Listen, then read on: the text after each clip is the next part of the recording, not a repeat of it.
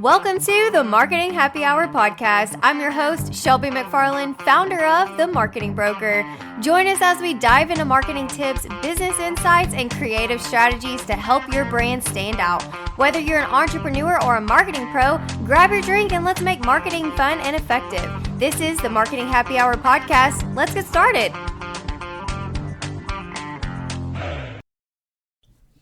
Hey guys, what's up? It's Shelby here with the Marketing Happy Hour podcast. Thanks so much for tuning in again. I hope you have learned a lot so far on this podcast because I love sharing my skills as well as my knowledge that I have learned over the past 13 years in the marketing industry with you guys. Today's topic is really fun. Well, it's more fun for me as an agency owner because many people don't educate themselves about a marketing budget and what they should be spending their money on. Whenever I am in a consultation with a future client or a potential client, my number one question is always, what is your budget? If I send them a proposal and it's outside of their budget, how do I know it's outside their budget? Because they don't give me one, right?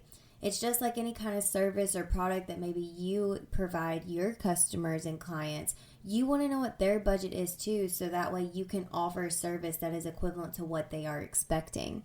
Now, sometimes I may not ever fit in someone's budget. If I saw on Facebook yesterday that a woman was asking a group of professional women for a website developer, and her budget was literally $200. That included developing the website, she said, designing the website, writing the copy, and she wanted it to be professional. So, okay, that budget, not very realistic. So let's talk about what a realistic budget is before we go into how I would spend a small business marketing budget every month. So let's start with expectations. What kind of expectations are you going to put on the person that you decide to hire for this, or even yourself when you're doing your marketing? Let's use that website as an example. If she's spending $200 on a website, she's not even going to get anything close to professional if she decides to hire an agency. I would literally give her 1 hour of my time to inform her and educate her about creating her own website rather than actually doing the work for her.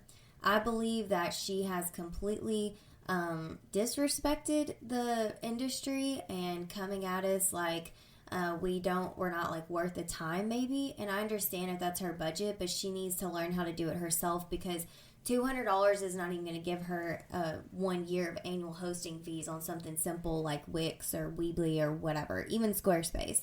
So her expectations are not aligned with the budget that she is placing out there.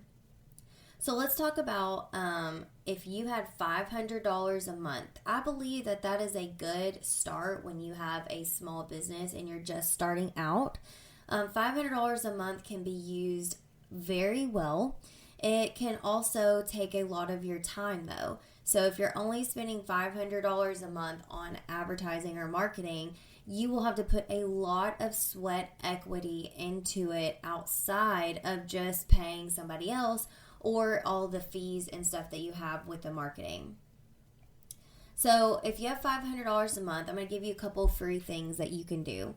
Obviously, you can create a Facebook page, an Instagram page, as well as a Google business profile. All of that stuff is free and only costs you sweat equity. So when you have your Google business profile, you can go on there, you can update it, make sure that people are leaving you reviews.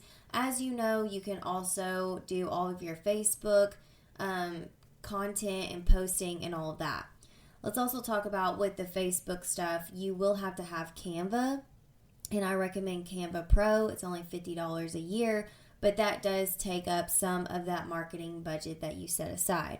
I also would recommend boosting 2 to 3 posts on Facebook and using like $100 to do that. So $50 a post if you did 2 Facebook posts, but they need to be very strategic. It needs to be something that brings in leads, so it could be a lead magnet, or it needs to be something that will take people to your website and book a service. So make sure that those are strategic ads.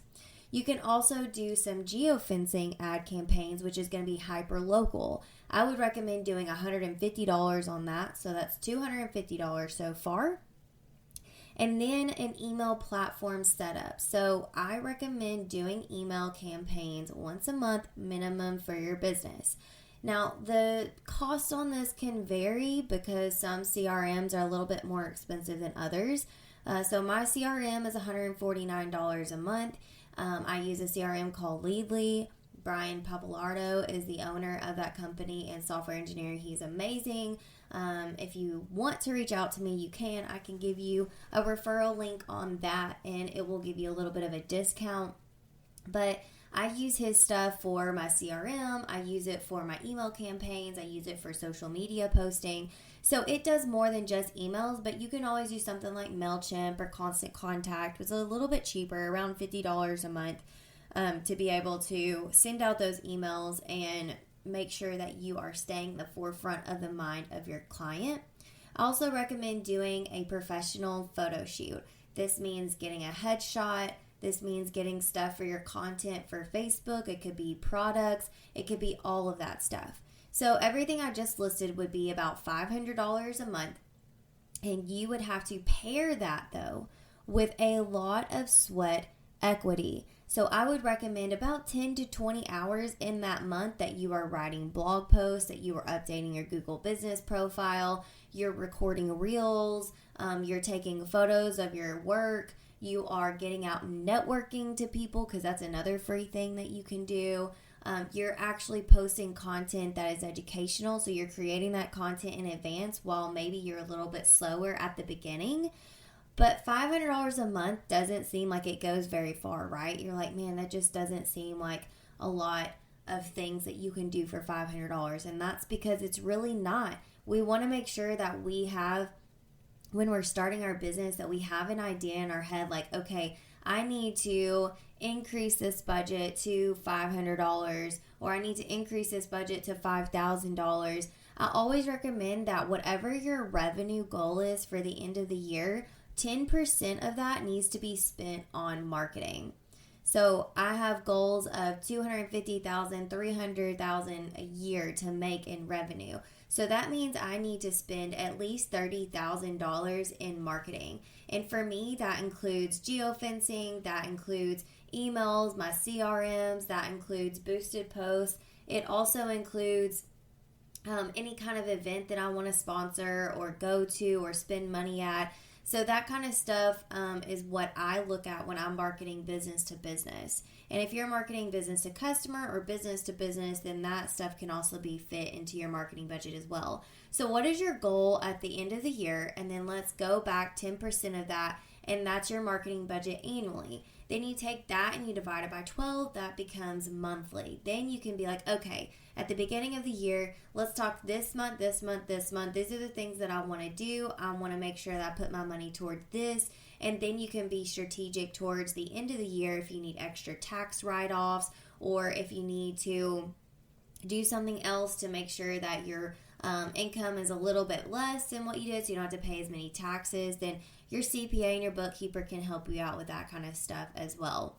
But remember, when we start out with that small budget, even if it's less than $500 a month, you are going to be putting in a lot of sweat equity with that. And so that right there costs you money too. If you're like, oh, I can do $500 and spend 20 hours a month on social media posts or content or something like that.